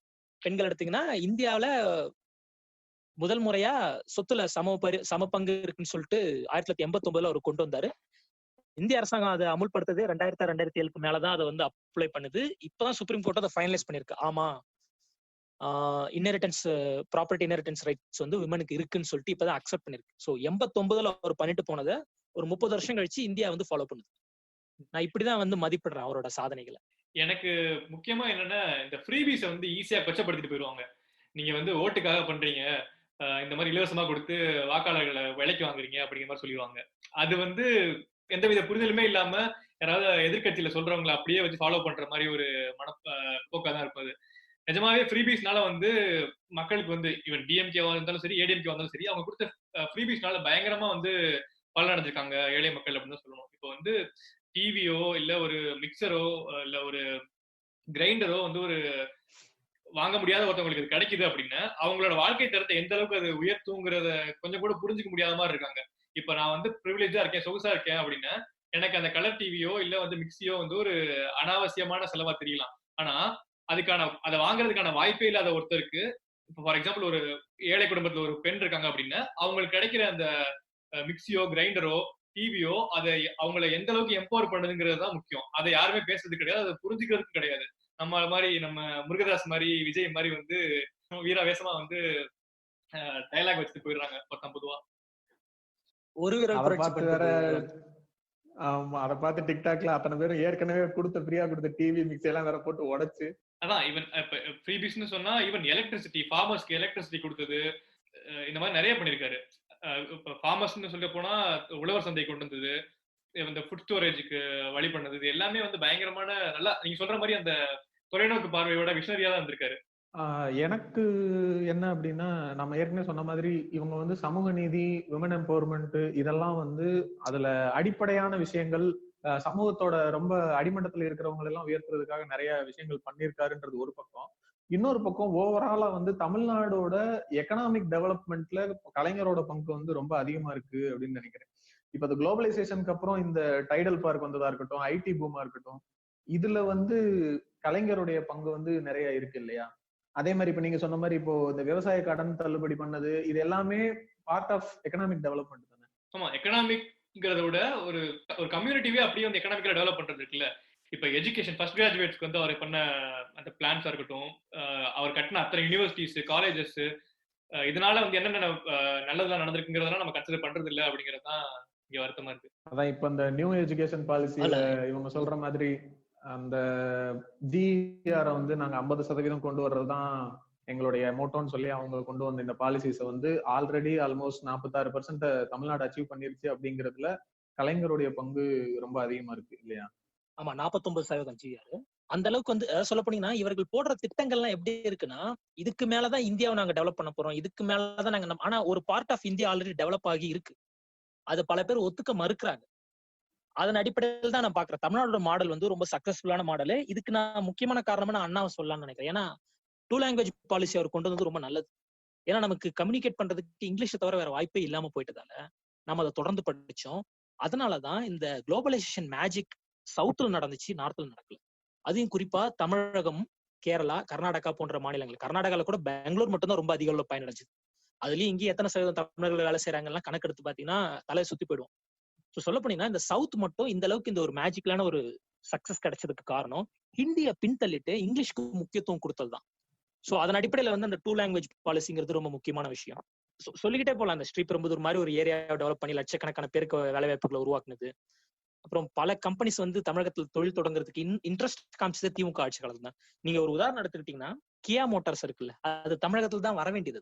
ஜெயலலிதாவோட பொற்கால ஆட்சியோட விளைவின் காரணமா பயந்து போய் அவன் ஆந்திராக்கே ஓடிட்டான், இவங்க கேட்கற கமிஷன் கொடுக்க முடியாதுன்னு. அதே சமயம் வந்து அப்போலோ டயர்ஸ் எக்ஸ்டென்ஷனை போட மாட்டேன்னு சொல்லிட்டு ஓடிட்டான் ஆந்திராக்கு. சோ புரட்சி தலையோட ஆட்சி வந்து நார்மலான ஆட்சி இல்ல, ஊழலின் பொற்கால ஆட்சின்னா அது ஜெயலலிதாவோட ஆட்சி. எனக்கு என்ன புரியல அப்படின்னா, இந்த மாதிரி எக்கச்சக்கமான ஸ்கீம்ஸ்ல அவர் பண்ண பிளான்ஸால பெனிஃபிட் ஆனவங்க யாருமே சொல்ல முடியாது. நிறைய பேர் வந்து அதை புரிஞ்சுக்கிறது இல்லையோ, அதை ரியலைஸே பண்றது இல்லையோ அப்படிங்கிற மாதிரி தோணுது. எடுத்தீங்கன்னா இப்ப உமன் எடுத்தீங்கன்னா, உமன்கா அவர் பண்ணது மட்டுமே அவ்வளவு இருக்குது. அப்படி இருக்கிறப்ப அவங்க கூட ரியலைஸ் பண்றது இல்லையோ அப்படிங்கிறது தோணுது. ஏன் வந்து இந்த அவர் பண்ண சாதனைகள் எல்லாம் மக்கள் கிட்ட போக மாட்டேங்குதுன்னு நினைக்கிறீங்க? இல்ல அது தெரிஞ்சா நான் வந்து ஐபேக்ல போய் சேர்ந்து கோடிக்கணக்கில் காசு பாத்துடலாம்.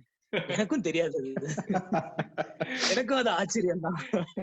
பொதுவா ஒரு விஷயம் சொல்லலாம், தங்கள் சாதிய மற்றும் அந்த குறுகியவாத உணர்வுகளுக்கு அதிக மதிப்பளிக்கிற மக்கள் வந்து பொது சமூகத்துல எந்த அளவுக்கு நன்மை இருந்திருக்கு, நம்மளை சுத்தி எந்த அளவுக்கு நம்ம முன்னேறிக்கோங்கிறத பத்தி யாரும் நினைச்சு பாக்குறது இல்ல.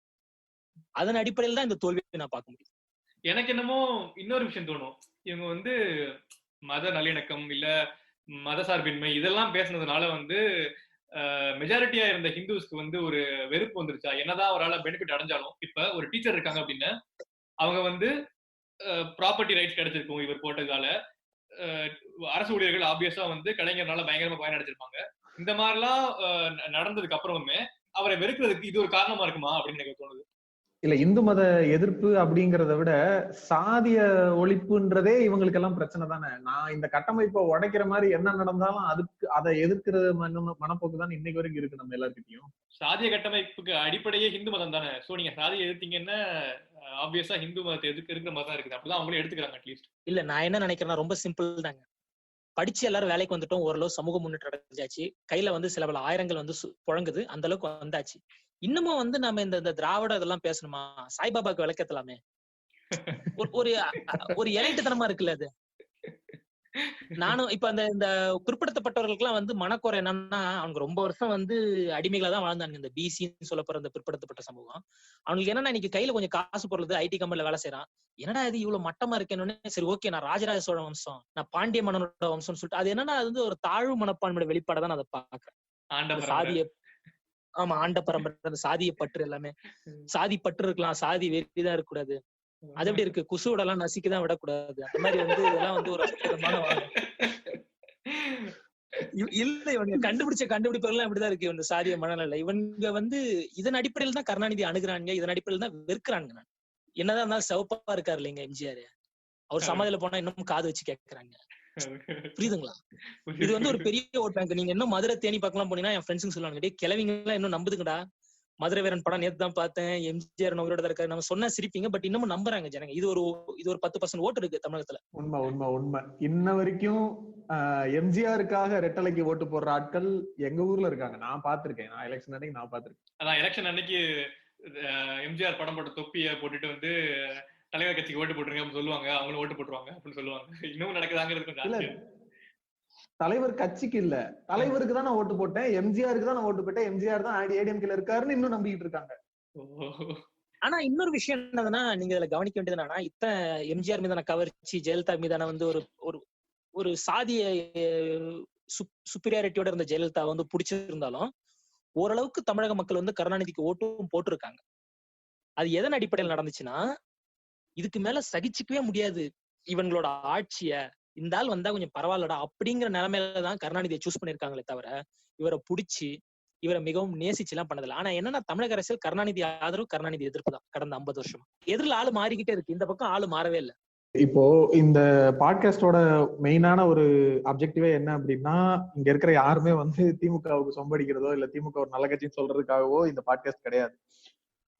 நம்ம இந்த பாட்காஸ்ட் நடுவில் பேசின மாதிரி மக்கள் கிட்ட திமுகவை பத்தின குற்றச்சாட்டுகள் அதிகமா பரவி இருக்கு. முக்கியமா கலைஞர் மேல அதிகமான குற்றச்சாட்டுகள் பரவி இருக்குன்றதும், அவர் நிஜமாவே எதுக்காக போராடினாரு, அவருடைய கொள்கை என்ன, அவர் எதுக்காக உழைச்சாரு, அதனால பயனடைஞ்சவங்க யாராரு, பயனடைஞ்சவங்கல எத்தனை பேருக்கு அதெல்லாம் புரியல, இதெல்லாம் வந்து கொண்டு போய் சேர்க்கணும், அல்லது ஒரு ஒரு காமன் மேனா நாங்களே புரிஞ்சுக்கிறணும் அப்படின்ற ஒரு எண்ணத்தோட பேசப்பட்டதுதான் இந்த பாட்காஸ்ட்.